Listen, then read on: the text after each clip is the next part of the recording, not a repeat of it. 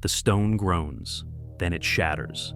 The Theodosian walls, the shield of the world, are breached. It is May 29th, 1453, and Constantinople is a city of echoes. Amidst the smoke and iron, the question of what Sultan Mehmed II did to Princess Theodora begins. She is the daughter of the last emperor, a prize of blood and lineage. Soldiers find her not in the main palace, but in a small, cold chapel. She is not fighting, she is waiting. In her hands, she twists a single scarlet silk thread. It is the only color in the room. She is taken, not to the slave markets, not to the executioner's block. She is separated, claimed by the Sultan's personal guard. The city falls, but her fate is deferred. Why her? And what cold purpose did the conqueror reserve for her? A thread can be a guide, or it can be a leash. If you enjoy these dark histories, leave a like and subscribe and comment below where you're listening from. And now, back to the story. The smoke of Constantinople fades. It is replaced by the mineral smell of salt and the cold spray of the Marmara Sea. Theodora is moved only by night, her face covered, her body a parcel passed between guards who do not speak her language. The ship is a black void. The creak of the hull and the slosh of bilge water are the only sounds for days. She is disoriented, her internal compass spun by the sea.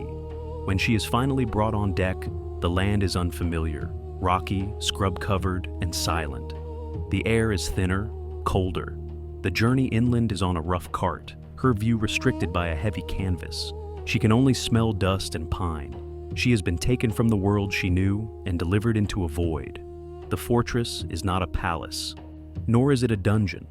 It is a new raw structure of pale stone, smelling of cut timber and lime. It is a place of function, built to contain. Here, the institutional control begins. Her imperial garments are taken, bundled away like a costume. She is washed by two older women who scrub her skin with rough lye soap, their faces impassive, their hands efficient. Her name is the first casualty. A man with ink-stained fingers, a khatib, consults a heavy ledger. He does not look at her. He writes, "The Greek lady, 1, property of the state." She is given a number, though it is not spoken. It is simply the number of her room, high in a tower. Her new clothes are plain, dark wool, coarse against skin accustomed to silk. The fabric itches. It is a constant physical reminder of her new status. Her quarters are large. There are Turkish carpets on the floor, a brazier for warmth, a bed with heavy furs.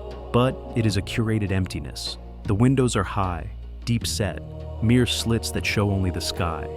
The doors are solid wood, banded with iron. The lock does not open from the inside. This is the gilded cage, an act of psychological control. It is designed to soften, to make her dependent, to erase the memory of stone and empire with the scent of spiced food and clean linen. But comfort can be a more insidious prison. Weeks pass, the silence is a weight. It is broken only by the guard's footsteps and the distant call to prayer. Then, a visitor, an older man, a vizier, or perhaps just a high-level steward, enters. He is polite. He brings figs, honey, and a flask of sweet wine. He does not sit. "The Sultan is generous," he says, his voice a dry rustle. "He has spared you the fate of the city. He recognizes your blood. He offers protection, a future." The words are soft, but the meaning is iron. This is the mercy, the offered bargain. Protection in exchange for what? Compliance, submission, conversion.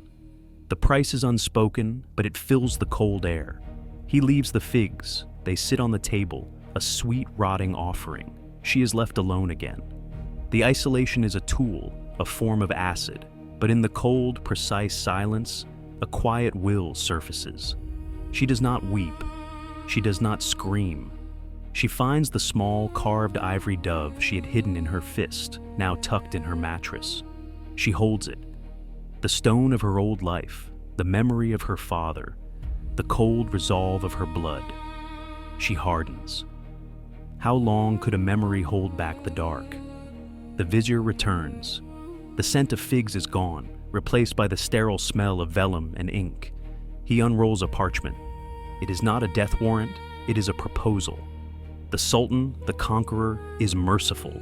The man's dry voice echoes in the stone room. He offers you a place in the new world.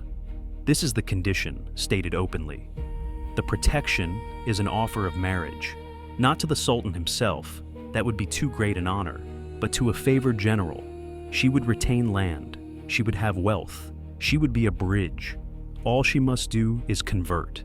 She must renounce the faith of her father, the faith of the fallen city. She must kneel, and she will be raised. This is why she was spared. She was not just a prize, she was a political key. Her blood, absorbed into his new empire, would legitimize his claim. She was the final living piece of Constantinople, and he intended to remold her. The vizier waits. He speaks of the power of Islam, the glory of the new capital, the futility of her old beliefs. The soft pressure is a suffocating blanket. Theodora looks not at him, but at the slit of window, at the empty pale sky. She has been silent for weeks. She finally speaks.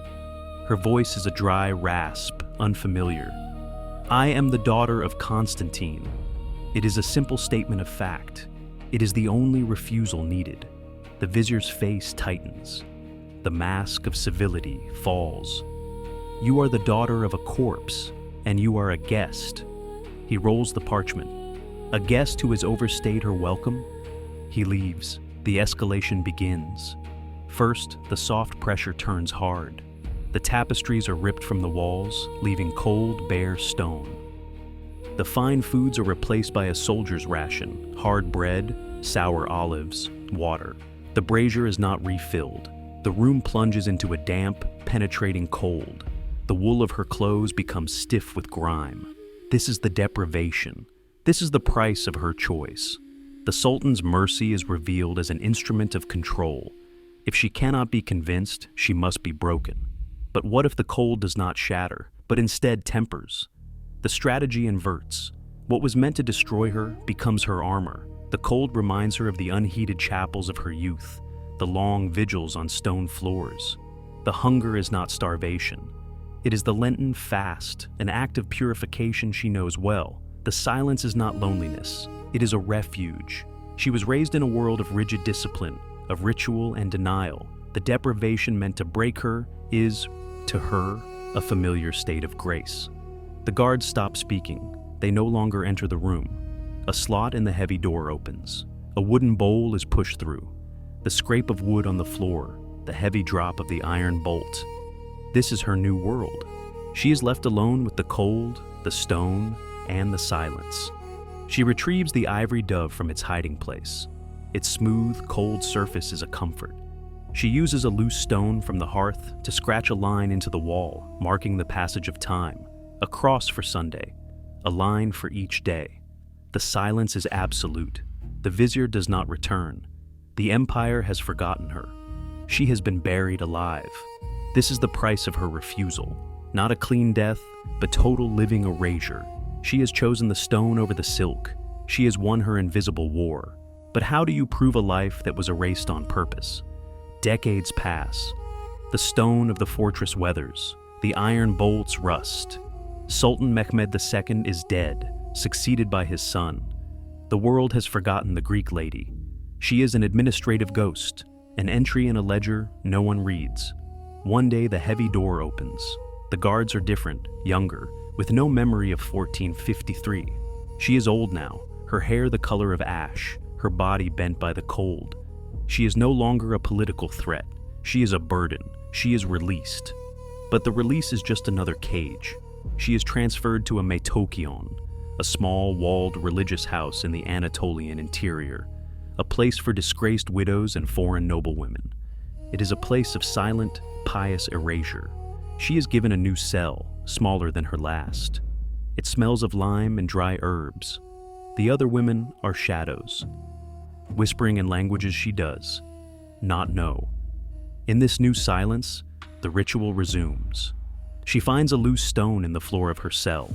She hides the ivory dove beneath it. Every night, by the light of a single wax taper, she takes it out. She holds it to her chest. It is a wordless rite of memory, an anchor. A young novice is assigned to care for the mad Greek lady. The novice watches. She sees the old woman talk to the dove. She sees her trace invisible patterns on the wall, as if reading a story only she can see. This is not madness, it is a record. After Theodora's death, a quiet, unrecorded event, perhaps in the winter of 1490, the novice, driven by a cold curiosity, pries up the floor stone. This is the hidden place. There is the dove, and beneath it, something else. A small, tightly rolled scrap of vellum, yellowed and stiff. It is not a confession, it is not a diary. The novice unrolls it. The hidden truth is not a story, it is a weapon. It is her name, written once, in a faint, brownish ink. Soot mixed with her own blood. Theodora Palaiologina. The name forbidden for decades, a single defiant act of existence. She had not been erased, she had simply been waiting. We know of this only through a cautious secondary source, a letter found centuries later in the Venetian state archives. It is from a merchant in Bursa writing to his brother in Italy. He mentions a young novice who told him a strange story. He writes, "She spoke of a hidden dove, carved from sea ivory, and a scroll bearing the name of a ghost. A ghost, a dove, and a name. But what can a single name do against an empire's history? The Metachion where she died is eventually abandoned. The damp of the Anatolian highlands consumes it. The floor stones heave and crack. The small carved ivory dove is lost, returning to the earth. A piece of bone, unrecognized. The novice who found the vellum vanishes from the record, her story dismissed as pious fantasy. In the Venetian archives, the merchant's letter is filed away. It is a whisper, not proof. This is the nature of official erasure. In the fortress, the heavy ledgers are closed. The entry for the Greek lady is simply left unfinished. There is no ink to mark her death. She had already ceased to exist. Her room, her stone, her silence are given to another. The marks she scratched into the wall are plastered over, a fresh, clean surface for a new prisoner, a new name to be forgotten. The conqueror's history is written in iron and marble. The conquered's history is written in blood on a hidden scrap of vellum, and it does not survive. Decades later, a traveler visits the fortress. It is no longer a high-security prison, but a garrison storehouse, smelling of old grain and dust. The wind moves through the high, slit windows. The heavy iron latch on her cell door, rusted and unused, moves in the draft. It makes a sound, a long, high-pitched wail. It is not iron screaming against stone. It is not the sound of 1453. It is just iron, groaning, a cold echo in an empty room. It is the only memorial she has. Subscribe, hit the bell, and like. Even stone forgets the names it holds.